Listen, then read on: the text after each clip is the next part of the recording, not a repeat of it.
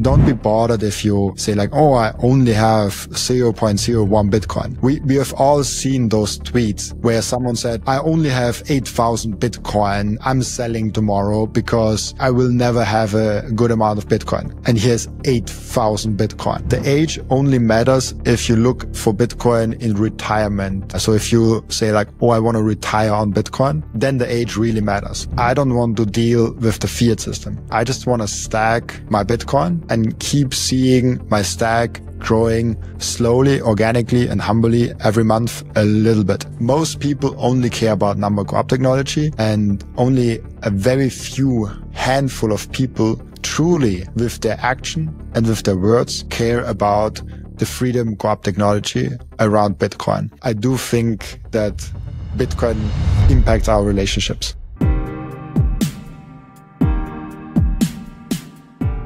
This is a completely new format where I try to share not only the opinions and the takes from other guests, but also my own opinion and my own takes. So the first step in my trying to do that is I will post podcast appearances that I do on other podcasts right here on my channel too.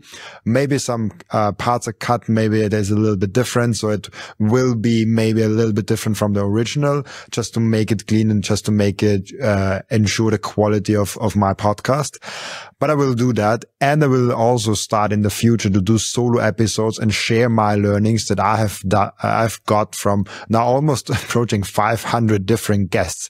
That has been amazing to have so many different guests and so many different brains speak into my brain, and this brain accumulation in my own brain allowed me to deepen my knowledge around Bitcoin and have some really interesting insights and conclusions from that. So I want to share that more and more with you, especially as there's a lot of people that might not watch every episode of mine, but are interested in what I've learned or what are the learnings from the podcast. So I want to provide the learnings and the insights from this podcast in more condensed sizes. I will write a book. I will write articles. I will share more on Twitter.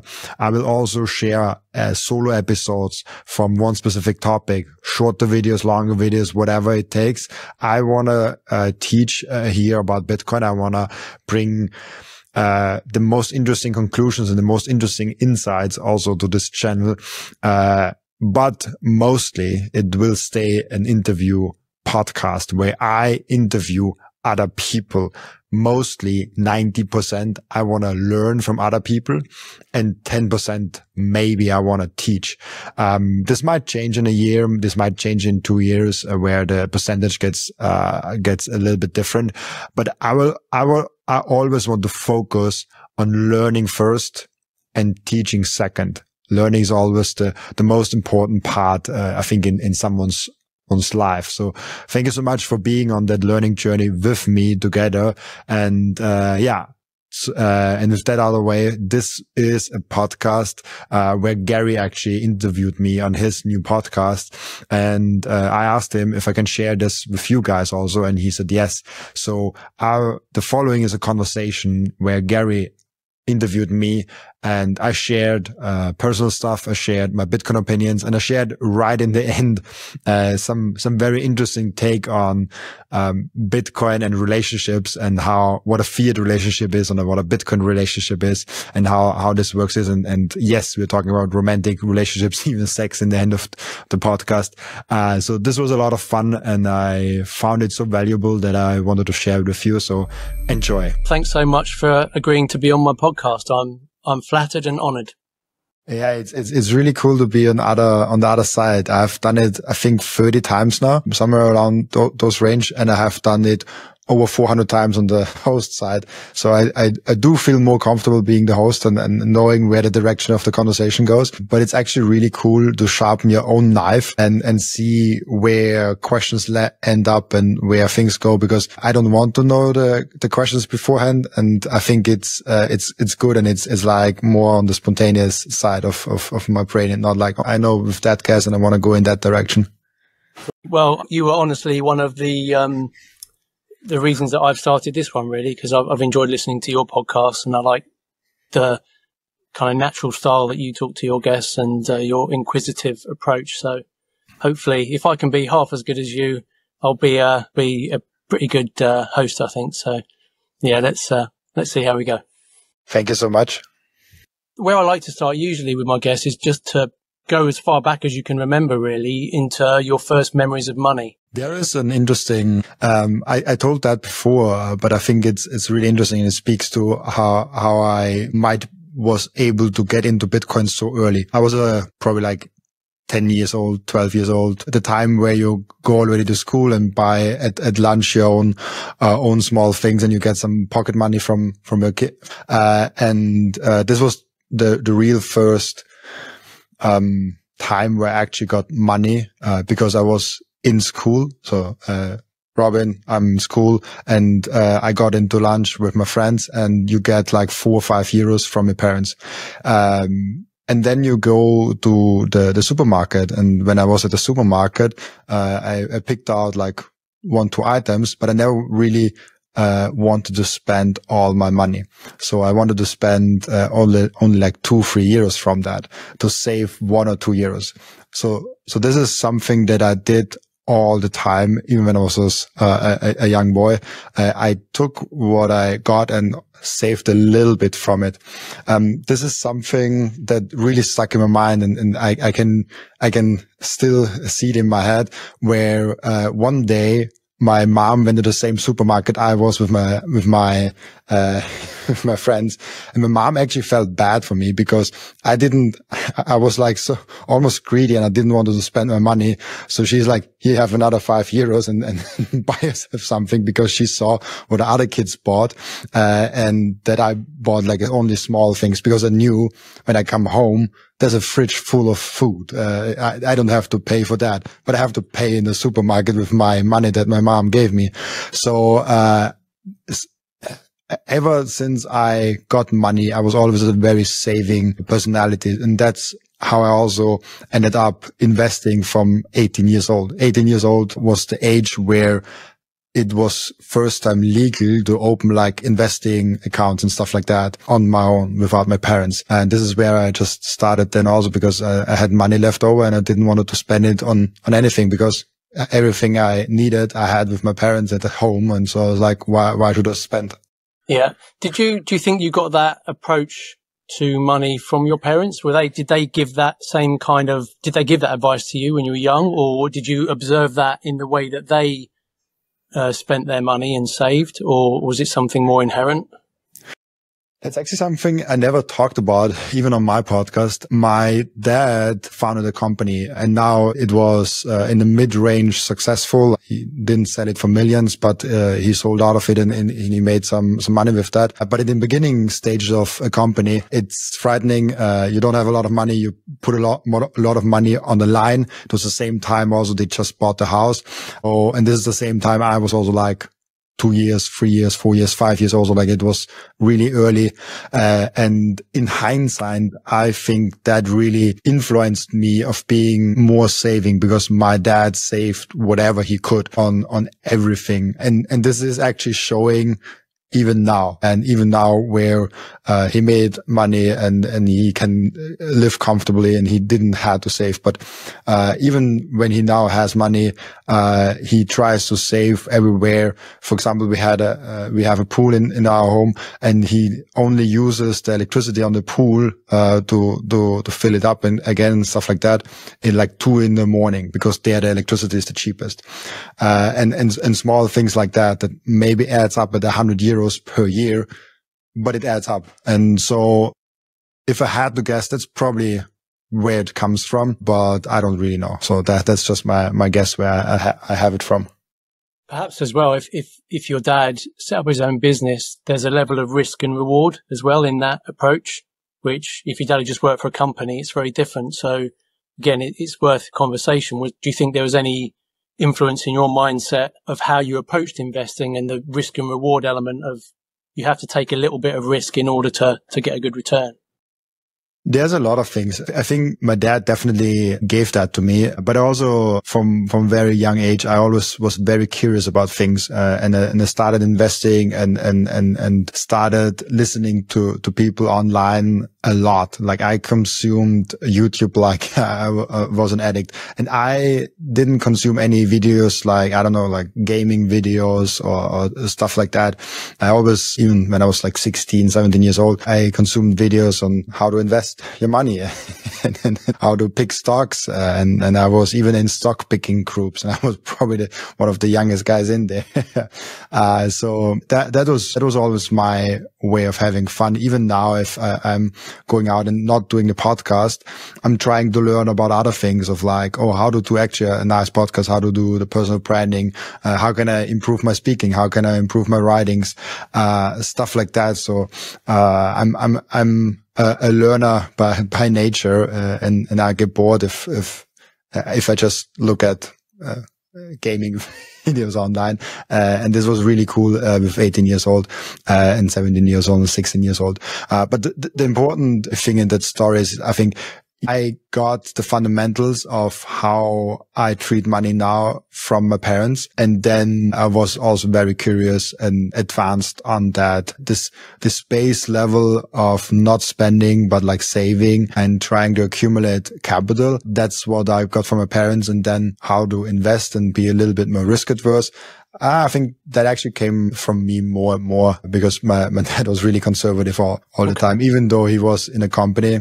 The other two partners was with a lot of more commitment and money in there. And he only had, I don't know what the exact percentage was, like 5-10%. And they were three partners. So he was a little bit more conservative, and he's always very low risk. And I now tending to a little bit more high risk than him. And, that turned out to be good in the end, even though we discussed on my podcast when you were on, Bitcoin is not that high risk. It's the other way around. Yeah, it is. Once you learn that, before you learn it, it feels risky. But once you put the time in, you realize it's one of the lowest risk assets you can put your money into. So at what sort of age did you discover Bitcoin then? What was the journey? How did you first find out about Bitcoin, and what were your first experiences? I first got into Bitcoin in 2017. I didn't bought it back then, but in 2017, I got into a pyramid scheme. And this pyramid scheme was inviting me, hey, if you buy Bitcoin here, you can sell it to your friends, and then you can earn commissions on when they are buying and stuff like that. And it was basically a multi-level marketing scheme, where there's a gray line. Is it illegal? Is it not? It's definitely fishy. And this was my introduction to Bitcoin, with a multi-level marketing scheme. And I did not enter that scheme, but I was learning about Bitcoin from that scheme. And I can remember that they talked about Bitcoin as new money and limited supply and stuff like that. So those learnings were already in there, but it was connected with a scam. So for 3 years, from 2017 to 2020, I actually thought that Bitcoin is a scam and Bitcoin is actually nothing good. In that period of time, I also developed my stock portfolio, and I got quite successful in it. Partly because I was really obsessed with like what stock is really doing good, but also partly because it was just a good period of time to be in the stock market from 2017 to 2020, and especially after 2020 also. And in 2020, more and more friends came up to me and asked me about that Bitcoin thing, because I was successful in the stock market. And the interesting thing is, they were not even in Bitcoin. So there are just people that took interest in Bitcoin because it was a general topic of discussion.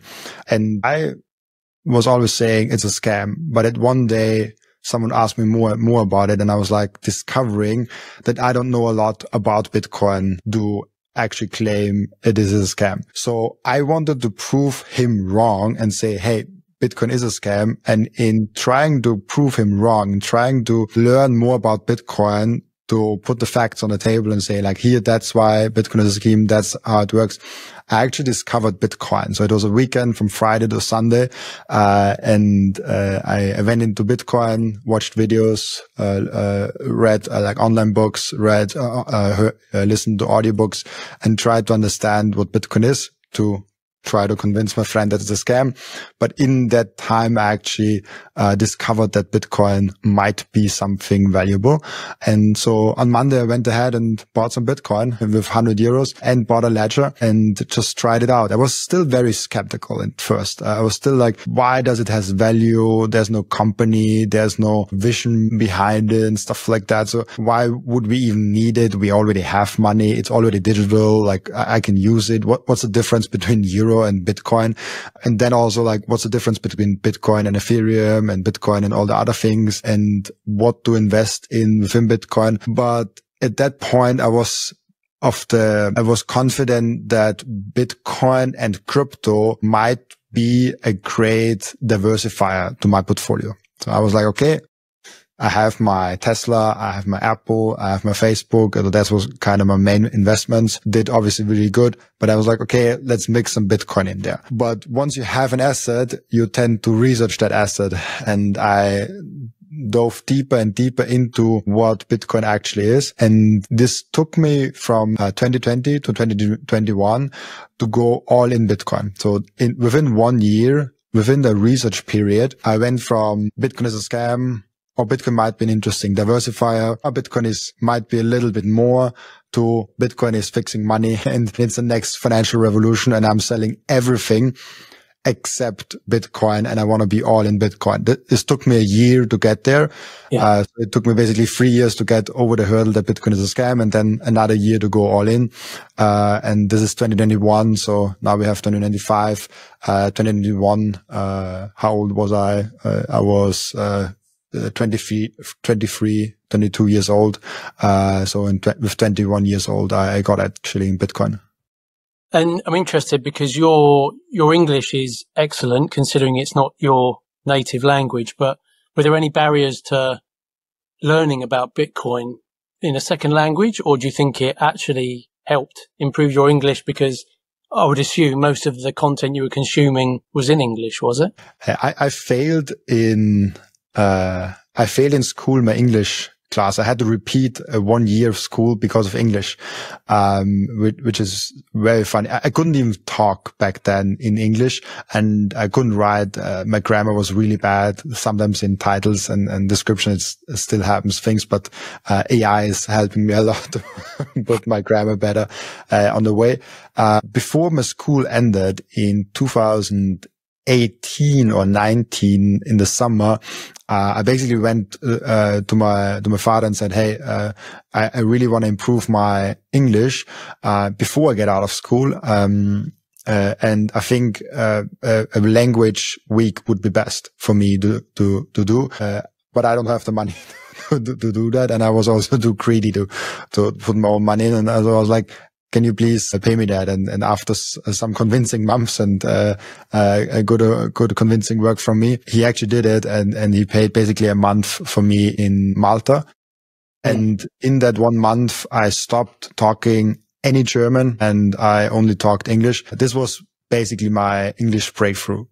Before, I learned everything in German, listened to everything in German, watched everything in German, consumed everything in German. And then I slowly developed my English language. Now I talk almost only in English. My girlfriend is English because she's from India. So we can only speak in English. I talk with the podcast every day in English.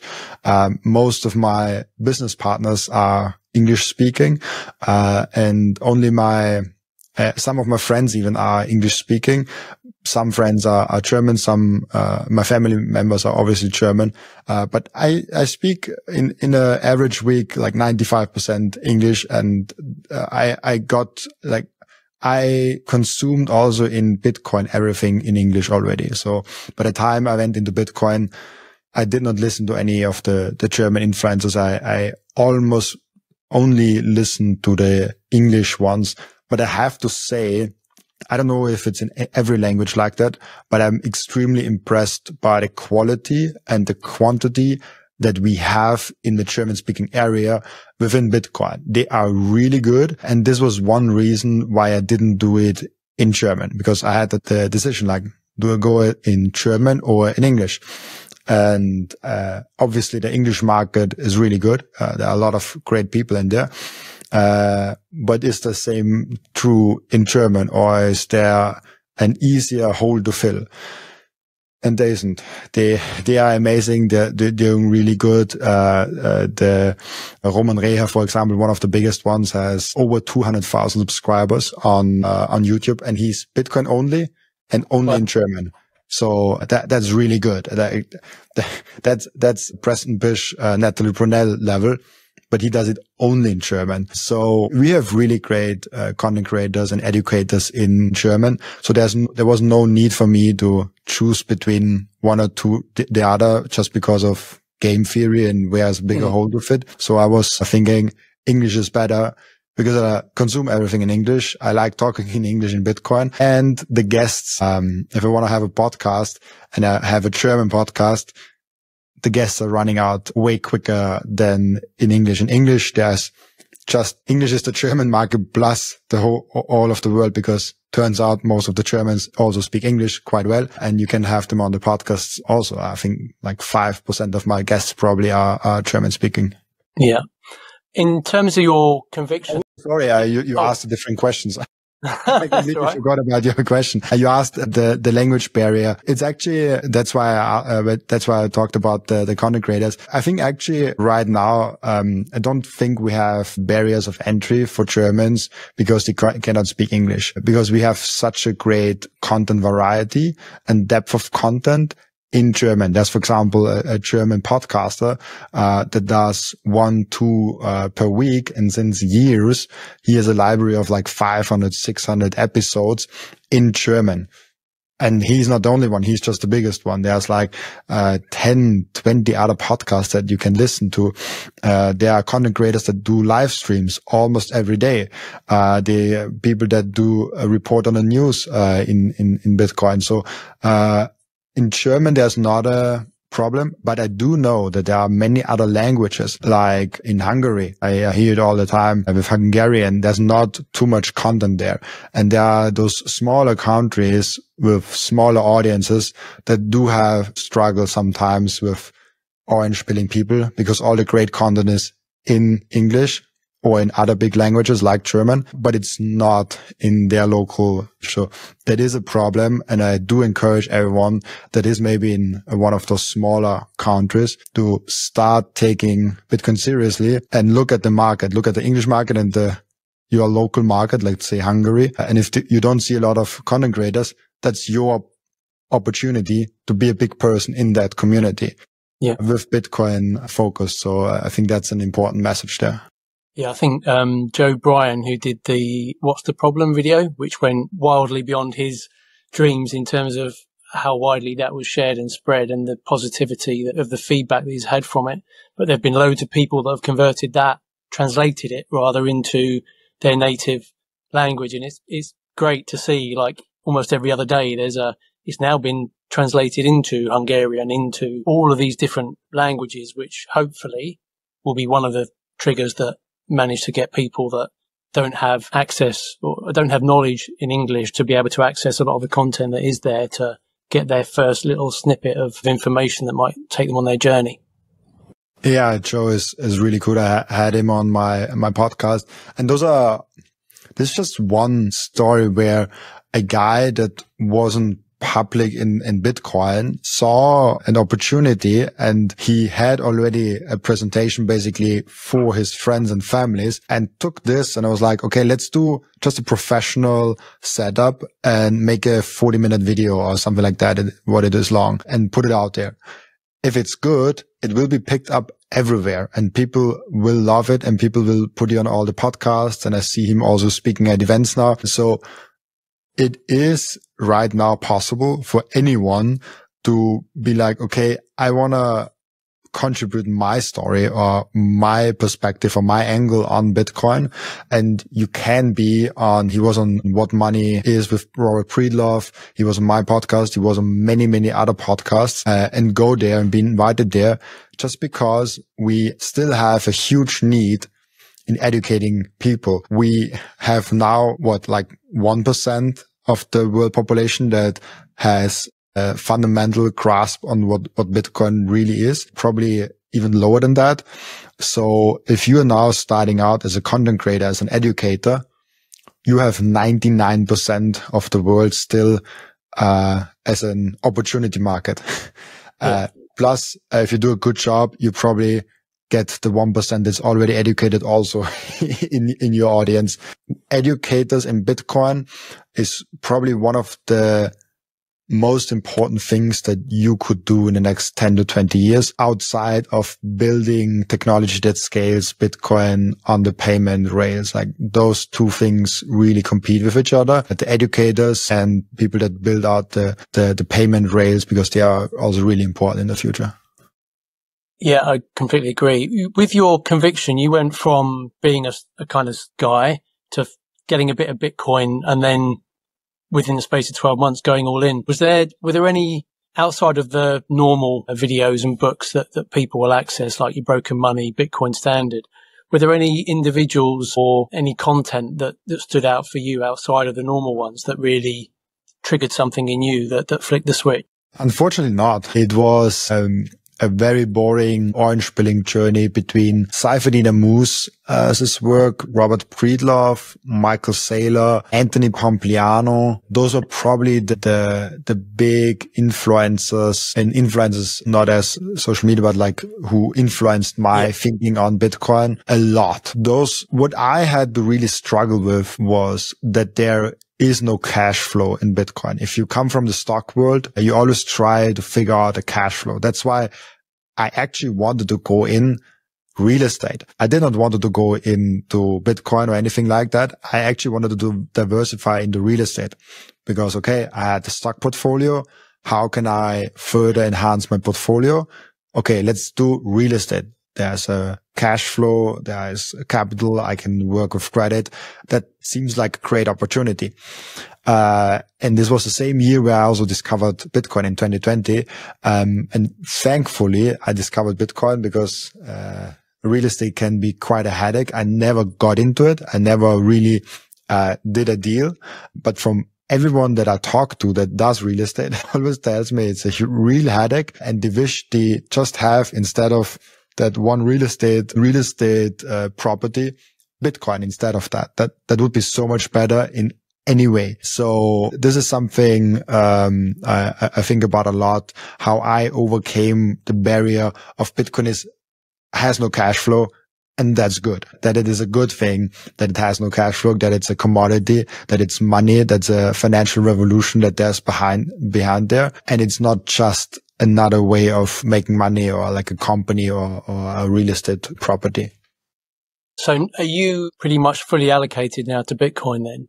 Everything you have, you put into Bitcoin, a complete Bitcoin maxi? I do have everything in Bitcoin. I also do earn already in Bitcoin, like around, I don't know, over 50% of my income is already in Bitcoin. And it keeps on growing, the Bitcoin part. And even pay in Bitcoin. I have 2 employees and I pay one of them in Bitcoin. So yeah, I completely switched to a Bitcoin standard. I even try to be in Bitcoin as a unit of account. When you make the switch from Bitcoin, not only as a store of value or medium of exchange, but as a unit of account, so you think in Bitcoin, you think in Satoshis, you get away from the emotional roller coaster that is like bull and bear market. Because Bitcoin can shoot up 50%, 100%, or like 200, 300%, within a short period of time. And we as humans think all of a sudden, oh wow, we're so clever. We invest in one thing and all of a sudden it shoots up 200%. But you didn't get any smarter just because Bitcoin is going up 200%. On the flip side, if Bitcoin is crashing down 20%, we are feeling lower. I can even see it in the sentiment on YouTube, on the views a little bit, where when Bitcoin is crashing, we're like, it's that Bitcoin thing. And like the sentiment is down and we feel a little bit dumber. But just because Bitcoin is down, you're not dumber. And the same is true for upside. If Bitcoin is up 50%, you're not 50% smarter all of a sudden. And if you are going out of that mindset and completely switching yourself to a Bitcoin standard and thinking your net worth in Satoshis, whatever you have, maybe it's 10,000 Satoshis, maybe it's 100,000 Satoshis, maybe it's 300 million Satoshis, whatever the amount in Satoshis is, don't think of like, oh, I have to get to 1 Bitcoin or 10 Bitcoin or half a Bitcoin. It does not make sense. You just keep on getting your stack a little bit bigger every month. That's literally all you have to do. And this is literally all you can do. In terms of why go all in, I got to the realization that I don't want to have anything to do with the fiat system. That's why I also don't own MicroStrategy, even though I knew from the beginning that's a great stock. But I don't want to do anything with that fiat system right now. And sometimes it hurts not to be invested in Strategy B, how it's called now. Or to have a credit running, to invest more in Bitcoin than I actually have.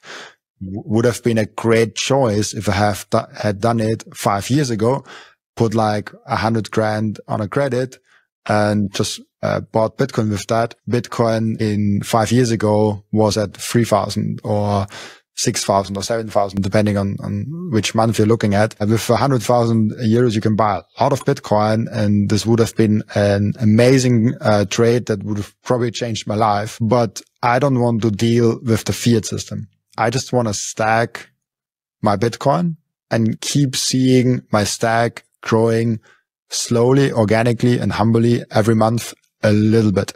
Yeah. And this is the biggest shift that I made from being all in Bitcoin, of using Bitcoin as that pillar. We spoke a bit about this yesterday in terms of the different ages where people are finding Bitcoin and getting in. And it's interesting you say you don't want to be part of the fiat world. And I completely understand that. And I guess this part of me wishes I could be more like that. But at the age I'm at, late is, I've got a house with a mortgage. I built up a pension over my life. If you could imagine yourself now at, let's say you had a more traditional career, because you found Bitcoin and you work in Bitcoin now at a relatively young age. If you'd had more of a corporate job and say you were now in your early 30s and you had, make a number up, 20% of your net worth was in a pension that you had, how do you think you would approach that with your mindset now? I have to say that I also have a pension, not because I like that, but because Austria forces you to have one. You actually have to allocate some money there and you cannot get it out unless you are out of work. So I would need to officially say I'm broke and I don't have a job. Please, can I get my money out? And as long as I have a running business, it's kind of complicated to do. Do you have any influence over what that invests in though? Or is it a state run? Actually not. It's called employee. It's hard to translate, but it's basically 1% or 1.4% of your whole salary. You have to invest in something. You never see that money on your side. The employee basically puts it away for you. And if you are self-employed, you still have to pay that. You have no chance of fleeing that. You can only lower your thing depending on how you structure your company and stuff. You can only choose the provider.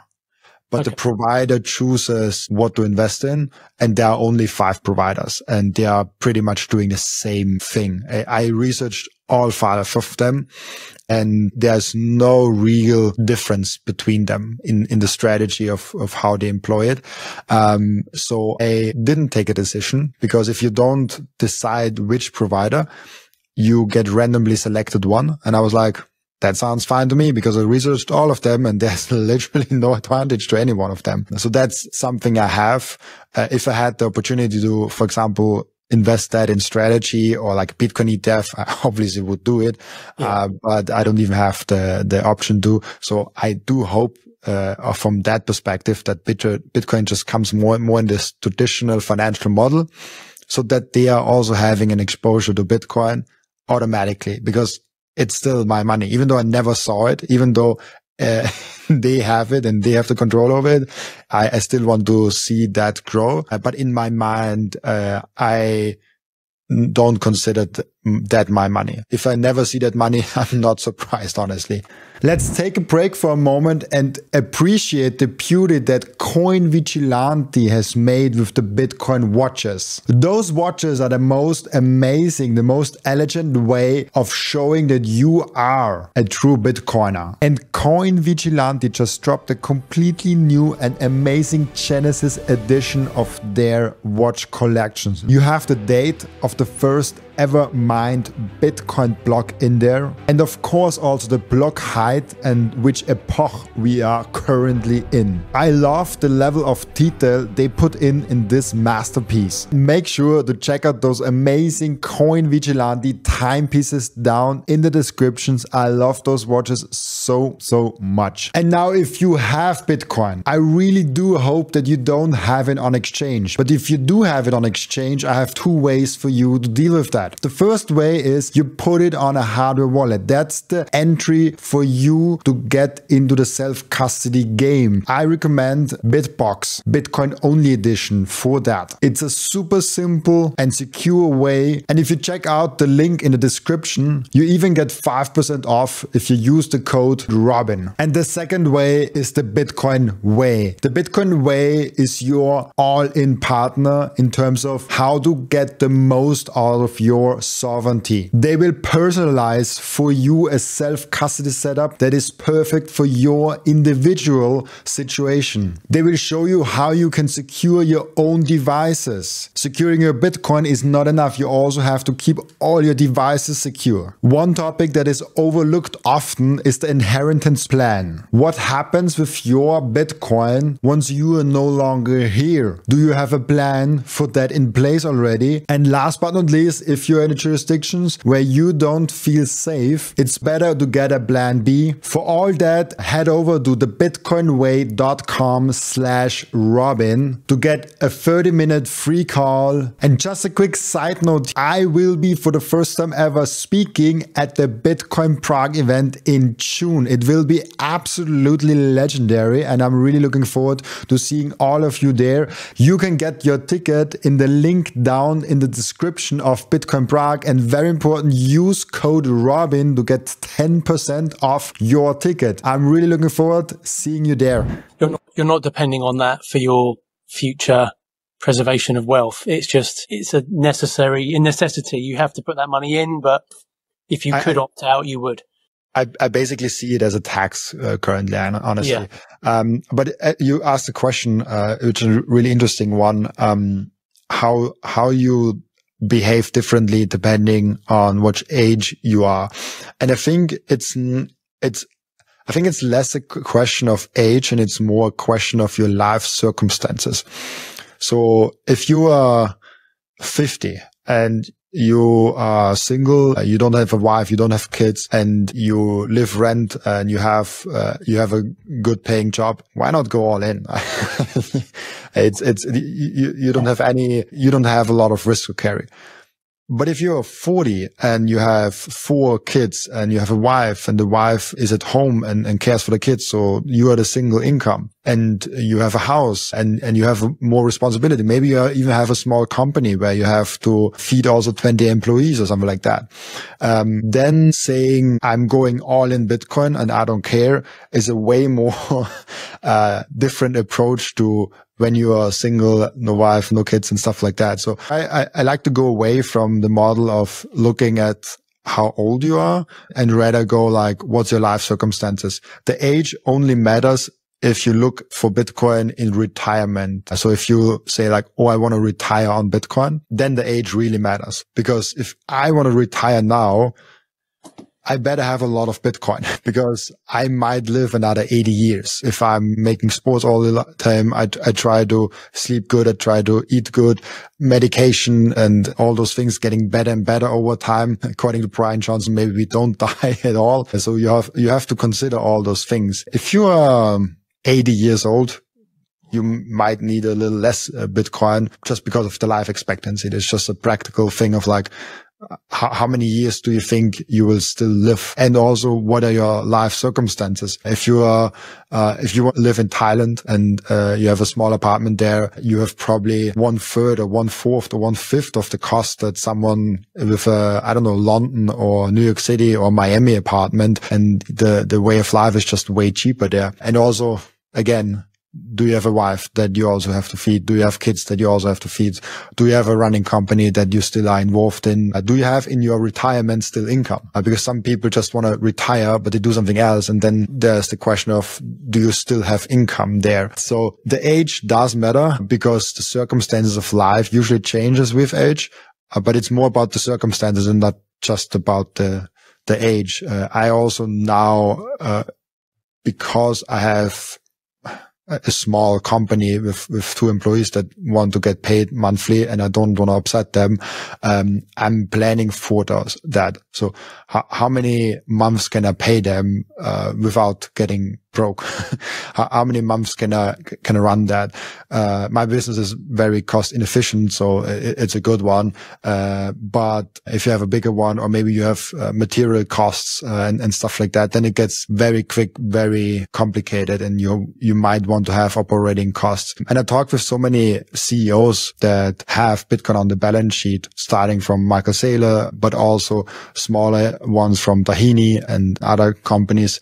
And they all basically have operating costs, and they all have some money laying around in some form. And I think if we take out Michael a strategy, because it's just such a huge company and most cannot relate to that. But Tahini's is maybe a little bit of a more relatable story because it's just a way smaller and more medium-sized business, even though they are growing fast also. The CEO said to me, they always have, I think it was 6 months, maybe I'm wrong here. They always have 6 months worth of fiat of running operating costs on their balance sheet.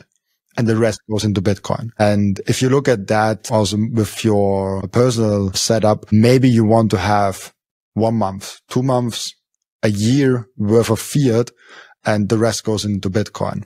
But it highly depends on what your life circumstances is. That's why everything that goes in the advice line of what to do with your own money, I basically always say, research, do the best you can, because I don't know you and I don't know your personal situation. I can just give general things like stack every month a little bit more Bitcoin. And if you want to retire on Bitcoin, try to be extra conservative and figure out which number it is and double that number. And this is your stacking goal and stuff like that to be safe. But yeah, like, I'm not, someone asked me that last time if I ever want to be a financial advisor one day, because I've learned a lot with all my guests, not only about Bitcoin, but also actually about finances and mindset and all those things. And actually, I don't want to do that. It's not something I think it would maybe make sense, but it's so personal, and I would need to learn a lot more about money to make me feel really comfortable giving someone else advice on their own money. Yeah. That would make me feel like really stressed out. I would need to have way more knowledge than I have right now. Yeah. I often find within Bitcoin, sometimes it's quite black and white within the community, where there are certain people who say this is the only way you have to go. If you call yourself a Bitcoiner, this is what you have to do. But even aside from the age differences and responsibilities and whether you have a family and dependents or not on a business you're trying to support, you know, there's the emotional and the psychological impacts of money and finance that you can have. So whereas one person might sleep easy knowing 100% of everything they have is in Bitcoin, someone else might be as much of a Bitcoiner, but think, I want the security of having 3 months worth of living expenses in fiat, just so that I know that's there.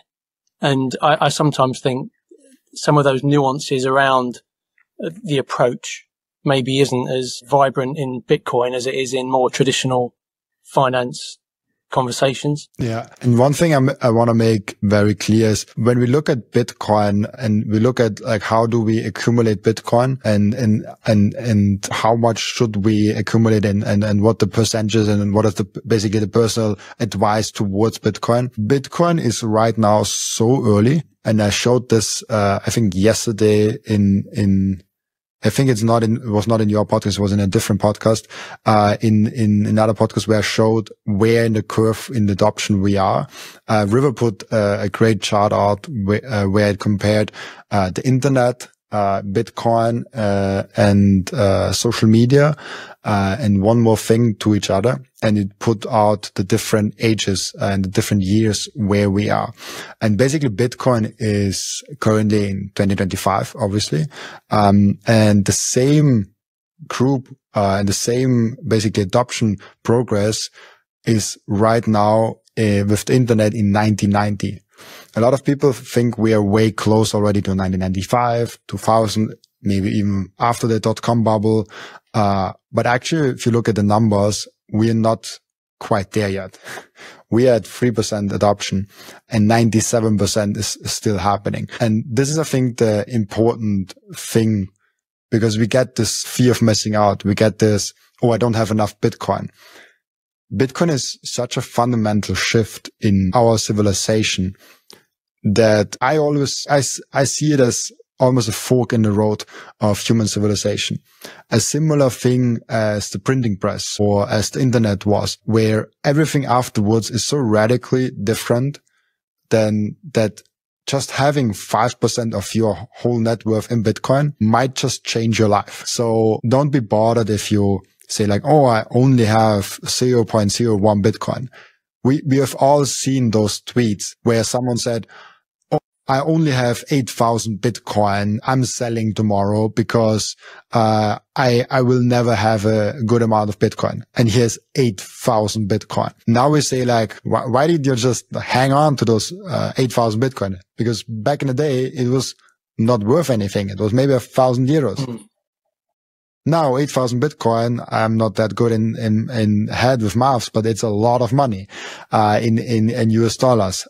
When we come to Bitcoin and we realize how big of a change that will be in society, you don't have to go all in. If you're a maniac like me, you go all in, but you don't have to go all in to make it worthwhile, the Bitcoin ride. I just realized that I don't want to do anything with fiat, but only having 5%, 10%, 20% of your net worth could be potentially completely life-changing for you, because Bitcoin is a fork in the road technology. For lack of a better word, I will call it like that, where everything else will change after that, or it goes to zero. And I don't think Bitcoin is ever going to zero. So it probably will change the course of human civilization. Do you think someone who only has 10%, 15% of their net worth in Bitcoin should be considered less of a Bitcoiner? I think everyone has their own definitions of Bitcoiner. For some people, a Bitcoiner is only someone that is only on Bitcoin and they are only eating meat and they are exercising every day and they are not eating any seed oils, and they are doing they don't use sunscreen also, I heard. So they're doing all those things and then they're only a Bitcoiner. Then the other definition is like everyone that has Bitcoin is a Bitcoiner. Everyone that is on Facebook is a Facebook user. Everyone that has access to the internet is a user of the internet. Why are we saying now on Bitcoin, oh, just because you have only 1% in Bitcoin, you're not a Bitcoin user. You are out of the game. You need at least 50% of your net worth in Bitcoin. Then also, why are we putting a net worth? Maybe you're only a Bitcoin if you have 0.1 Bitcoin. Okay, then soon nobody will be a Bitcoiner because 0.1 Bitcoin, if Bitcoin is successful, will not be accessible to a lot of people. Yeah. So I think a Bitcoiner is a person who has Bitcoin. One more interesting factor in that is if you actually have Bitcoin or not, because a lot of people have strategy stocks or have a Bitcoin ETF or have Bitcoin IOU on an exchange. You could make a solid argument that this is not a Bitcoiner. I would still say if you hold Bitcoin on exchange or a Bitcoin ETF, you're kind of a Bitcoiner. I don't recommend you holding it, not yourself. But you're still kind of a user because you enhance the overall ecosystem. You are using an ecosystem. If you use a Bitcoin exchange, Bitcoin exchanges are part of the Bitcoin ecosystem, so a Bitcoin user. And self-custody is also something that won't be available for everyone long term. Yeah, a Bitcoin is just a person that uses Bitcoin. I think it can be a journey as well, can't it? And there are different ways that you can on-ramp into Bitcoin. And if someone sells a bit of their S&P 500 in their portfolio to get a Bitcoin ETF, you would hope that would be the start of a journey that would lead them to understanding more and realizing that they aren't really owning that, and they should consider buying spot Bitcoin, self-custody, cold storage, and all of the things that people learn through the journey of understanding more about Bitcoin. Yeah, and we also have to recognize that different parts of the world having different speeds of adoption. We still have parts in this world that don't have electricity, there are like 3 billion or 4 billion people in the world, or maybe even more than that don't have the internet and access to the internet. If you take away the internet in Austria, a lot of people lose their jobs because their jobs are only on the internet. Most businesses probably will have a major problem if the internet is not working because all their documents are on the internet. With electricity, even worse than the internet is electricity. And some parts of the world never got to have the internet or electricity. And with Bitcoin, it will be quite the same actually, where we have parts of the world that are fully on a Bitcoin standard. They're paying taxes in Bitcoin. The government is behind Bitcoin. Everything will be Bitcoinized, and it's almost a utopia Bitcoin world. And there are other parts of the world where Bitcoin is not allowed or not possible or not that far advanced yet. The thing is actually quite the same as the internet and with other things, because there's game theory coming in. A country that doesn't have electricity, doesn't have internet, and doesn't have Bitcoin will be lagging behind a lot to those countries that have electricity, internet, and Bitcoin, because they are just way more connected and have way better possibilities. It's like, you're going in a fight. Yeah, if you have a gun, you will win that fight, even though if you have no muscles. And the similar way is if you have Bitcoin, the internet, and electricity, you will win over the people that don't have internet, electricity, and Bitcoin. And I think coming back to the point of Bitcoin is a fork in the road, as soon as you have Bitcoin, you will get yourself to the conviction that you will need more Bitcoin at the end. I'm quite sure if you're honest and listen and really educate yourself more and more in the story. But just the fact that you have Bitcoin shows that you are already open to the idea, and then you can actually embrace it. And then all of a sudden you are that guy with a gun in the fist fight. And this is the advantage that Bitcoiners have. And that's a game theory aspect, because once one gets a gun and sees the power that he has with that gun, the other people also want to get a gun, because then it's two with a gun. Then it's a little bit more fair. If it's just one with a gun, the structure is quite yeah, sure. When it comes to volatility, how does that make you feel? If you woke up tomorrow and saw Bitcoin was $250,000, or you woke up and saw it was 50,000, how would you feel differently in those two scenarios? The emotional impact is almost non-existing at that point, because I've been now 5 years in Bitcoin, and I've seen Bitcoin. I think the lowest it was 6,000, and the highest was 107,000 or something like that. And everything in between. I have written Bitcoin from 6,000 to 60,000 to 50,000 to almost 70,000, all the way down to 16,000, all the way up to 106,000. And I never sold, and I learned what Bitcoin is, and I have my conviction, and I know it's coming back. And this is, I don't have any fear anymore that Bitcoin won't be what I think it is.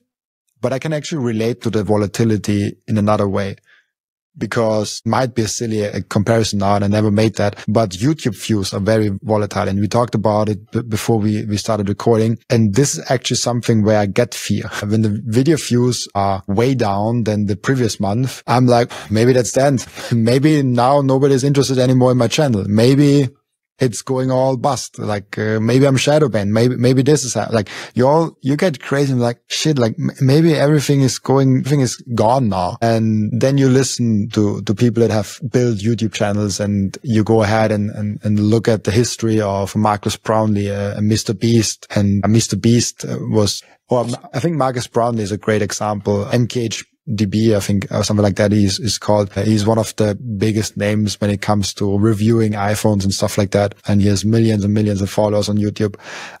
He took over 100 videos to get to his first 100 subscribers. Obviously, it was a different world back then, but the fact remains, he made over, I think it was 107 videos to come to 100 subscribers. And I'm coming to the connection to Bitcoin in a second. This always shows me like, oh, I'm just doing it 1 year. Like, of course it's volatile. Of course I'm learning. Of course it will be months where it goes really good and months where it goes really bad. And it's all about conviction. How much do you believe actually in that vision that you have for yourself and in that channel? And the same is true for Bitcoin. The people that are fearful when Bitcoin goes down from 1K to 80K, those are the people that don't understand the fundamentals of Bitcoin. They are not really sure, is it actually working out? And then they listen to Jeff Booth, they listen to Michael Saylor, and then they are getting calm again, like, okay, he says it and it sounds really good, but they don't really understand it. If you need, every time Bitcoin crashes and you need a Jeff Booth video, maybe you need to do a little bit more of education, and listening to Jeff Booth in itself is educational in that sense. But if you need that fix, you might want to go back and really go back to fundamental basis. Why does Bitcoin make sense? Why do I believe in Bitcoin? What is my Bitcoin theory? What is my thesis behind that asset? So everyone that has that downwards feeling of fear is just saying he's insecure about his own thesis. The going up is way more interesting because your external factors also come in. I know that my girlfriend gets still excited when Bitcoin goes up in a major way. She also has Bitcoin, and she still looks at Bitcoin in euro terms. She's like, oh, that's so many euros. So I see in her just an earlier Bitcoiner that is earlier stage and doesn't understand it so deeply. And there I can see, especially on the upwards trend, where she gets really excited and like, oh, like we're doing great. And that's why I said it in the beginning. If you feel bad if you feel really good when Bitcoin goes up, you will feel really bad if Bitcoin goes down. And that's an emotional connection to an asset, to a financial asset. And emotions are usually not good in finance. That are my thoughts. So on the downwards moves, I'm usually not that sad. Upwards move, I'm not that excited. But unfortunately, also the Bitcoin price is now coinciding a little bit with my YouTube views, and there I'm still a little bit fearful. So I have my emotions now because of YouTube. And what about with family and friends? So obviously Bitcoin is a massive part of your life, your career, your net worth is intrinsically linked to the Bitcoin. How is it affected? How does it affect your family and friends? The closer you are to the sun, the browner you get. So the closer people are to me, the more they understand Bitcoin and the more they have Bitcoin. The Bitcoin allocation you could actually make a chart of who I spend most time with in my family and who has the most Bitcoin. It's probably a very coinciding, and it's also great to see that, for example, my cousin, who also helps me sometimes with the YouTube channel, I'm very close with him, and he's now orange billing his sister and goes about in his family. So I have a very big family. So most of my family is still unaware of Bitcoin and still thinks it's bad for the environment. It still thinks it's risky. It still thinks it's volatile and all those things.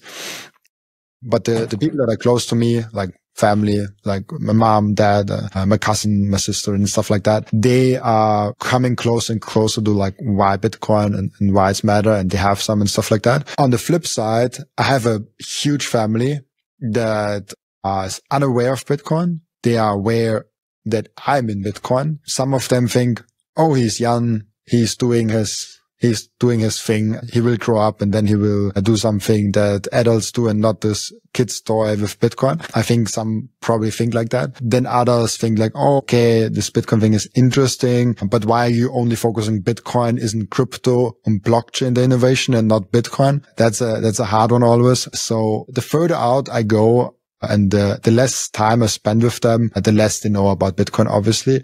And there's one thing also in there with orange pilling. If you want to orange pill someone, you usually want to orange pill them because you actually like them. You want to show them Bitcoin and you care about them. Because if I don't care about a person, like why would I waste my time on orange pilling that person? Because it's also a really hard process. If you care about someone and you want them to understand Bitcoin, it's sometimes hard because they are at 1-2% of Bitcoin understanding, and you are at, let's say, 80% or 75% of Bitcoin understanding. And you want to get them to 75% in one day. But maybe it's the better strategy to take them from 1% to 2%, from 2% to 3 and 4, and slowly move them up the ladder, and make them understand small things about Bitcoin every time you meet them. So the understanding of Bitcoin in my family grew over time. I was the first person in my family, in my huge family, that even talked about that topic. And it gets to be a bigger and bigger topic within my family. Nobody is really upset. Nobody hates on Bitcoin. Some have, in my opinion, stupid opinions around Bitcoin, but they are also getting educated. They are also getting smarter and smarter on Bitcoin.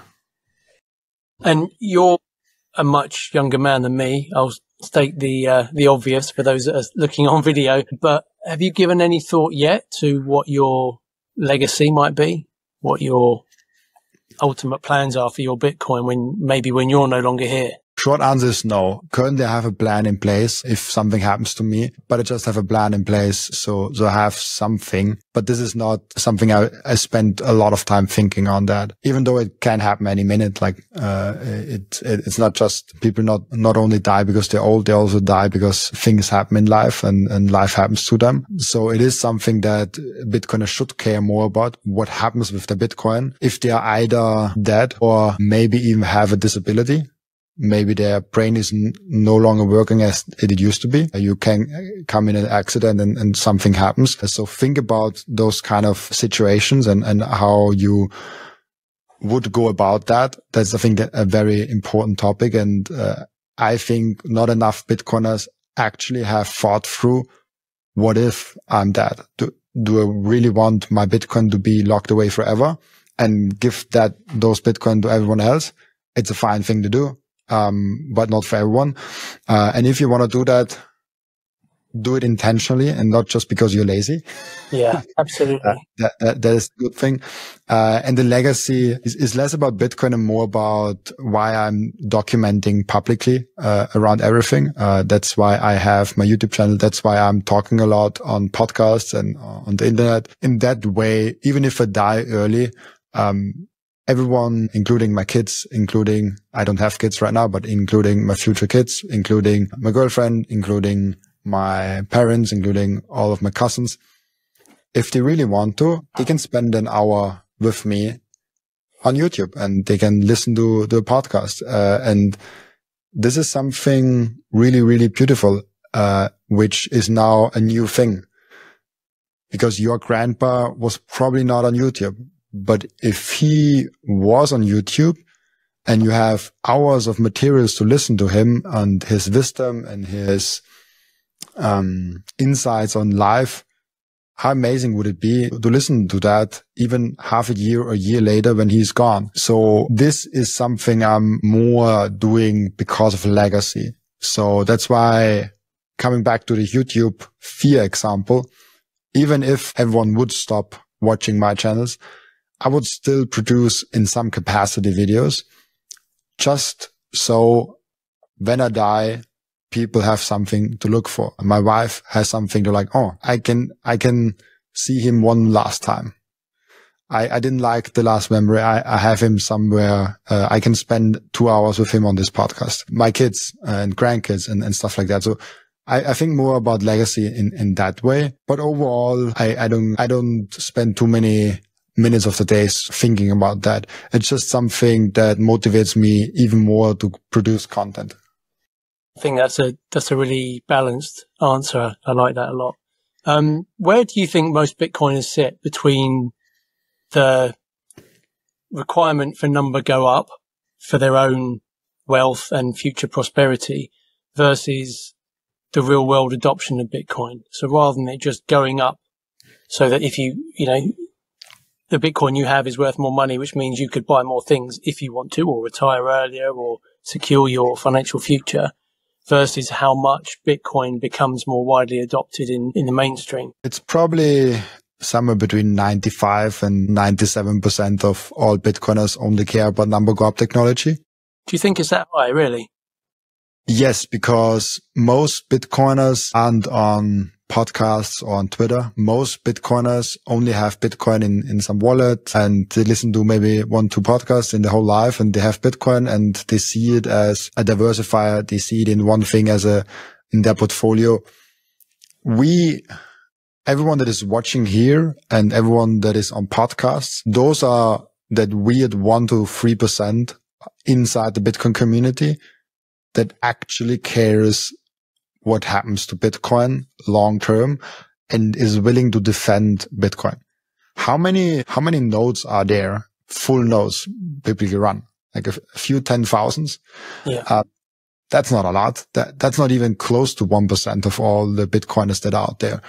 How many people actually have a hardware wallet? Treasure put out last year a statistic where they say only 3% of every Bitcoiner has a hardware wallet. The rest doesn't have even a hardware wallet. How to do the self-custody? I mean, you can self-custody without a hardware wallet, yes, but most people don't do it that way. So most people only care about number go up technology, and only a very few handful of people truly, with their action and with their words, care about the freedom go up technology around Bitcoin. And that's fine. Jeff Poof actually shared that with me yesterday. I asked actually a quite similar, different question, but a quite similar question. It goes in a similar thing. Where he also said it's, if you only care about number go up technology, you can be bought. You can be, if you're a podcaster that just cares about number go up technology, BlackRock can pay you an amount and you say whatever they want you to say in the podcast. But there's that 2-3%, and he made some studies around that, 2-3% that cannot be bought in a revolution. That are 2-3% that no matter what BlackRock comes to them and say like, this is the amount I'm paying you, please promote that fork or whatever. They are not being bought. And in Bitcoin, we do have that. We do have that hardcore line of people that say, this is our freedom technology and we won't take the shortcut. We saw that in the block size war, where the mining industry was for bigger blocks. Roger Ver, big Bitcoiners were for bigger blocks. I mean, Roger Ver, he was the Bitcoin Jesus before the block size war. He was on a path to be one of the greatest of all time in Bitcoin. He would have had more Bitcoin than Michael Saylor right now. He could have been the keynote speaker on every big Bitcoin event out there at any time. But he chose to go down not the freedom go up technology, but the number go up technology route, as I would say it. And with that, he lost. And I think we see how Bitcoin rewards truth and rewards those people who stay true to the real revolution of Bitcoin. And this is something really beautiful to see, that there is a hardcore user base that actually cares about Bitcoin and is not blinded by fancy objects like a Roger Ver that was a Bitcoin Jesus that was for bigger blocks. The whole mining industry, that the industry really moved towards bigger blocks. People that didn't live through that, and I didn't live through that, but I read a lot and I talked with a lot of people around that topic, they don't understand how big the shift between two bigger blocks were. But the hardcore block said, no, that's destroying decentralization and the security. And they stayed in that line. This made Bitcoin really strong. And this is the people that run full nodes, the users of Bitcoin that made that decision. And I think that's the important part. And for anyone that wants to read about that, there's like a book out there, Block Size War, and there are multiple documentations around that. Be aware. There's also a lot of BS out there with Bitcoin cashers and how they call it Bitcoin Satoshi vision. There are a lot of salespersons out there that try to sell you on a different story. But if you really dig deep in what happened there, you will see how profound that shift was and how important that was for the Bitcoin story. I even remember, I think Michael Saylor talking about that he thinks that the Team Block Size War was the moment where Bitcoin proved to be resilient enough to be a good asset. He said, like, before that, it was not clear. And after that, it was clear how resilient Bitcoin is. Yeah, it's really interesting. This is a bit off topic, but what do you think the worst thing about Bitcoin is? If you had to say what you think, simply that, what's the worst thing you think there is about Bitcoin? That your enemy can also buy Bitcoin. That's the worst thing. It's open for everyone. It's BlackRock can buy Bitcoin. Nation states can buy Bitcoin. Your competitor can buy Bitcoin, and they have a strategic and game theory advantage with buying Bitcoin, and your enemy is getting bigger with that. So don't tell your enemy about Bitcoin. That's literally the worst thing about Bitcoin, that open for your enemy, and everything else is that's the best thing I ever heard, that's bad for Bitcoin. Everything else is actually kind of good, better than anything else. Yeah. Although, even though that, I understand that angle, it's the worst thing is your enemies can own it. But in one sense, that's also one of the positives of Bitcoin, is it is apolitical. It does not care about who you are, how rich you are, how poor you are, what language you speak, what country you're from. Bitcoin is for everyone. So on one hand, that's amazing. On the other, it's one of the worst things because it gives access to everyone. Yeah, it gives access to everyone, and you don't have a privilege no matter who you are, where you're born. When you're born in Austria as a tall white dude, you have some advantages, but Bitcoin doesn't care about that. I'm 2 meters, but Bitcoin doesn't care about that. All the advantages or the human capital and the things that we as persons have that are advantages or disadvantages that put in society in different categories, Bitcoin has no clue about that. It's just open source code. And it's so funny when people say like, oh, Bitcoin is right wing. And I'm like, how can an open source code be right wing? And open source code doesn't even know what right wing means. And open source code only knows the things that are programmed in there. And there's no right wing variable in that code. No, absolutely. Or left wing or centrist. It's apolitical. Completely neutral. It's absolute. And it's interesting how Trump got into it and it was very loud about it, and Harris and Biden a little bit less loud, but they are still got more positive towards the end of the election. But there's also a big group like the progressive for Bitcoin. There's a big group around also, how was it called? Bitcoiners for Harris. I remember there was a group like that were actually already on my channel. So for everyone that is on the right side of the aisle, there's someone that is on the left side of the aisle that also likes Bitcoin. So we have the tendency to put our values onto Bitcoin and think every Bitcoiner has to think like that because we are like that and we are Bitcoiner. So every Bitcoiner has to be the same. That's why people say, oh, and we talked about that before, there's a certain type of Bitcoiner. Like he eats meat, he works out, he does that. Yeah, that might be actually good things like working out and stuff like that and eating good. But not every Bitcoiner is like that. There's a lot of vegans, plant-based people within Bitcoin. I met a lot of them actually. I myself enjoy plant-based food a lot, honestly. I do eat also meat. So you cannot say Bitcoiners only eat meat. That's a ridiculous thing to say. You're just betraying your values onto Bitcoin and think that's the standard someone else has to meet to be a Bitcoiner. That's why when you said before, what is a Bitcoiner? A Bitcoiner is a person who uses Bitcoin. That's it. That's the qualifier. Yeah. Everything else is your own opinion or definition of what a Bitcoiner needs to be, but it's not true. Yeah, no, that's great. The final question is one I ask all my guests, which is, what's one belief you held before Bitcoin that you've completely changed your mind about? Fun enough, I have changed politically a lot. One belief, and it's funny. Before I answer that, I have to give a disclaimer and think maybe I had yesterday 3 podcasts, so it's sometimes hard to think like, did I and talk with you about that or with the other 2? But I talked about that yesterday. I went through my Bitcoin story. Now I'm 26, started being in Bitcoin with 21 years old.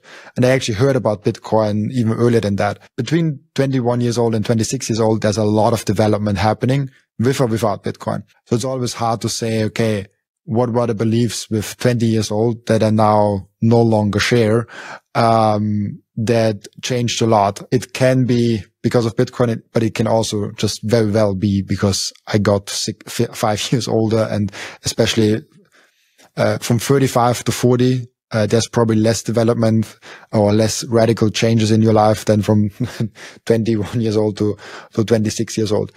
With that being said, I changed a lot around, I think dating probably is the biggest thing that changed. With 20 years old, I was dating around. I didn't want to commit to one girl. I had that stupid belief that you are not free if you have a girlfriend.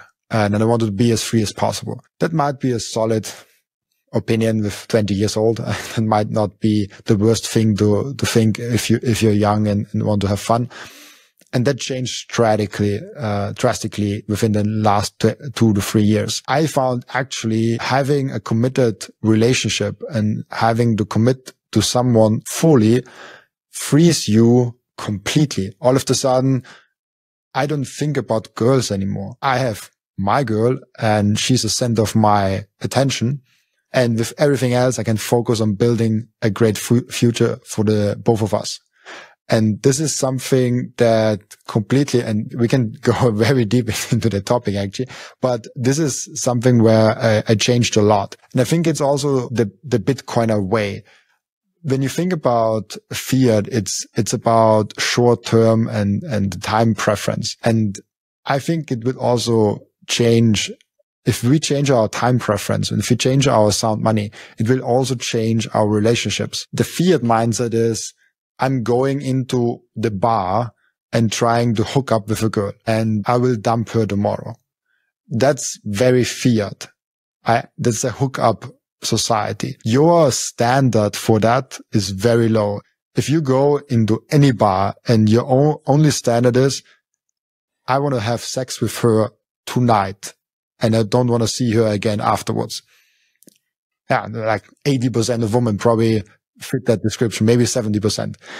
But if your standard in a Bitcoin mindset is, I might want to find a woman in that bar, but I don't have to find a woman in that bar. And your standard is, I want to potentially be the rest of my life with that one person. All of a sudden this flips. All of a sudden, maybe 10% of the women that you meet there might even be a candidate, or maybe even like 5% only. Maybe you look around, you talk to them and you're like, none of them is good enough. Your standard all of a sudden raises a lot. This is something, is not just about broken money, obviously, but broken money plays a role into hookup culture and young boys being like, I just want to hook up with a lot of girls. And this is not me saying like, you have to commit to the first girl you meet. Not at all. I've went through now 4 girlfriends in my life, and I'm just 26. So you can make the calculations how long they lasted. But it's now the first time ever that I've been in a relationship where I think not like, great, we made another month. No, like, I want to make the next 100 years with you. I want to build an empire with you. I want to do something with you very long term. And this is probably the biggest thing that has changed in the period of time where I adopted Bitcoin. It's probably not just because of Bitcoin. It's probably also just growing up. But I do think that Bitcoin impacts our relationships. Wow. I love that answer. I suspect no one else will say that. That's great. Okay. I'm really conscious of your time, Robin. I've really enjoyed our conversation. And again, thanks so much for coming on. This was great. I enjoyed it a lot. And you're a great podcast host. I assume I will see you more often on YouTube now. I hope so.